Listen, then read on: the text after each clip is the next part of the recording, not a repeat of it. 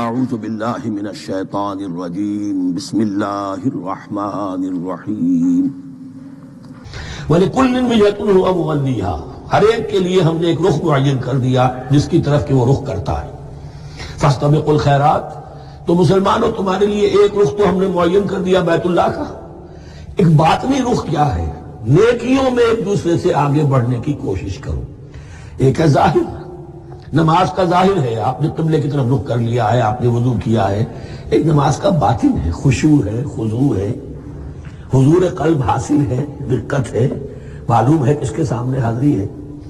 اسی طریقے سے قبلہ ایک تو یہ ہے جو کہ کعبہ ہے، بیت اللہ ہے، ایک یہ فاستبقوا الخیرات، تم ہر نیکی کے اندر ایک دوسرے سے آگے بڑھنے کی کوشش کرو۔ اینما تکونوا یأتی بکم اللہ جمیعا، جہاں کہیں بھی ہوگے اللہ تم سب کو لے آئے گا، جمع کر دے گا۔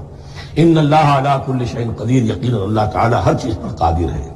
ومن حیث خرجت فول وجهک شطر المسجد الحرام، اور جدھر سے بھی آپ کا نکلنا ہو، کہیں سفر کریں، کہیں بھی جائیں، تو آپ اپنا رخ پھیر دیجئے مسجد حرام کی طرف۔ وَإِنَّهُ لَلْحَقُّ مِن رَبِّكَ، اور یہ یقیناً حق ہے آپ کے رب کی طرف سے۔ وَمَا اللَّهُ بِغَافِلٍ عَمَّا تَعْمَلُونَ، اور اللہ غافل نہیں اس سے کہ جو تم کر رہے ہو۔ یہاں بظاہر جو ہے کلام حضور سے، اصل میں مسلمانوں سے خطاب ہے بواسطہ محمد صلی اللہ علیہ وسلم۔ وَمِنْ حَيْثُ خَرَجْتَ فَوَلِّ وَجْهَكَ شَطْرَ الْمَسْجِدِ الْحَرَامِ وَحَيْثُ مَا كُنْتُمْ فَوَلُّوا وُجُوهَكُمْ شَطْرَهُ، اور دیکھو جہاں بھی تم نکلو اپنا رخ کرو مسجد حرام کی طرف۔ امریکہ میں جاؤ تب بھی رخ ہوگا مسجد حرام کی طرف، روس میں جاؤ رخ تمہارا ہوگا مسجد حرام کی طرف۔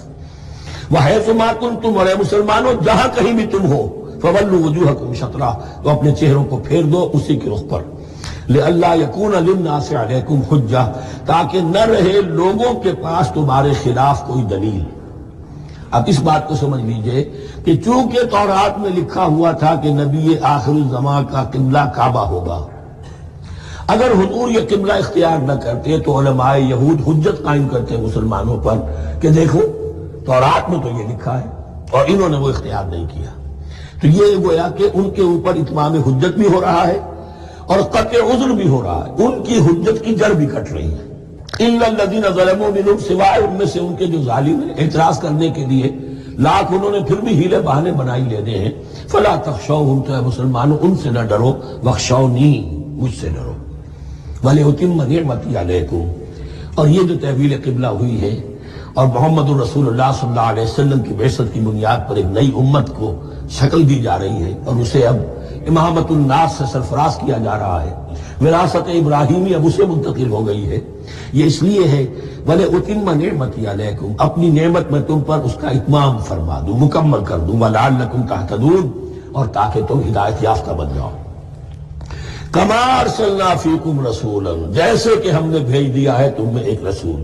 اب یہ دعا ابراہیم و اسماعیل یاد کر لیجئے، ربنا وبعث فیہم رسولا منہم یتلو علیہم آیاتک ویعلمہم الکتاب والحکمت ویزکیہم۔ اب گویا کہ وہاں تو دعا تھی اور یہ 3000 سال کے بعد اس دعا کا ظہور ہو رہا ہے بعثت محمدی کی شکل میں۔ کما ارسلنا فیکم رسولا منکم، جیسے کہ ہم نے بھیج دیا ہے تم میں رسول اپنا، تم ہی میں سے، یتلو علیکم آیاتنا، وہ تلاوت کرتا ہے تم پر ہماری آیات، ویزکیکم، تمہیں پاک کرتا ہے، تزکیہ کرتا ہے تمہارا، وَيُعَلِّمُكُمُ الْكِتَابَ وَالْحِکْمَةَ، اور تمہیں تعلیم دیتا ہے کتاب و حکمت کی، وَيُعَلِّمُكُم مَّا لَمْ تَكُونُوا تَعْلَمُونَ، اور تمہیں تعلیم دے رہا ہے ان چیزوں کی جو تمہیں معلوم نہیں تھی۔ یہاں ایک نکتہ بڑا اہم ہے، حضرت ابراہیم اور اسماعیل کی دعا میں جو ترتیب تھی یہاں اللہ نے اس کو بدل دیا ہے۔ وہاں کیا تھا؟ تلاوت آیات، تعلیم کتاب و حکمت، پھر تزکیہ۔ یہاں کیا ہے؟ تلاوت آیات، پھر تزکیہ، پھر تعلیم کتاب و حکمت۔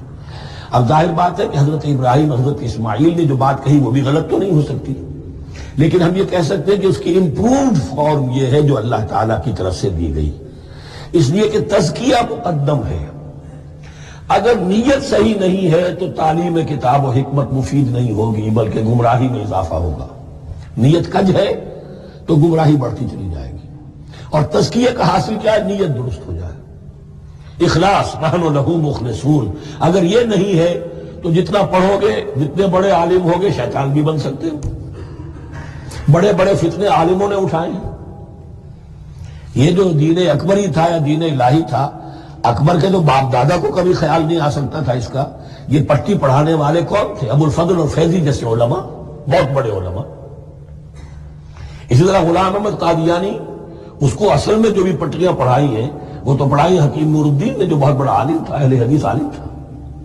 تو در حقیقت بہت بڑا عالم ہوگا، اگر اس کی کج ہو گئی نیت تو اتنا ہی بڑا فتنہ اٹھا دے گا.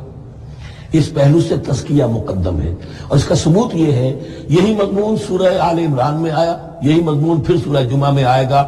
وہاں بھی ترتیب یہی ہے، تینوں جگہ پر اللہ کی طرف سے ترتیب یہی ہے. یتلو علیکم آیاتنا ویزکیکم، تمہیں ہماری آیات پڑھ کر سنا رہا ہے اور تمہارا تزکیہ کرتا ہے. وَيُعَلِّمُكُمُ الْكِتَابَ وَالْحِکْمَةَ، اور اس تزکیے کے بعد پھر تعلیم کتاب و حکمت. وَيُعَلِّمُكُم مَّا لَمْ تَكُونُوا تَعْلَمُونَ، اور تمہیں سکھا رہا ہے جو کچھ علم تمہیں حاصل نہیں تھا. فَاذْكُرُونِي أَذْكُرْكُم، پس مجھے یاد رکھو، میں تمہیں یاد رکھوں گا. یہ بہت بڑا میثاق ہے اور بہت بڑا وعدہ ہے، بہت بڑا وعدہ. اور یہاں تک حدیث میں پھر اس کی شرح آئی ہے، میرا بندہ اگر مجھے اپنے دل میں یاد کرتا ہے میں بھی اسے اپنے جی میں یاد کرتا ہوں. اور میرا بندہ اگر میرا ذکر کسی محفل میں کرتا ہے تو میں اس سے بہت اعلیٰ محفل میں اس کا ذکر کرتا ہوں. اس کی محفل تو بہت بلند و بالا ہے، ملائے اعلیٰ کی محفل ہے، فرشتے ملائکہ مقربین کی محفل ہے. خدا خود میرے محفل بود اندر لامکا خسرو، محمد سمے محفل بود سب جائے کہ من بودم. اب خسرو کس عالم میں تھے جب یہ شعر کہہ گئے ہیں؟ تو بہرحال ہے تو صحیح، ایک محفل تو ہے. میں اس سے بڑی بہتر محفل میں ان کا تذکرہ کرتا ہوں. فَاذْكُرُونِي أَذْكُرْكُمْ وَاشْكُرُوا لِي وَلَا تَكْفُرُونَ، اور میرا شکر کرو، میری نعمتوں کا ادراک کرو، اس کا شعور حاصل کرو، اس پر زبان سے بھی شکر ادا کرو، اپنے عمل سے بھی، جوارح سے بھی ان نعمتوں کا حق ادا کرو.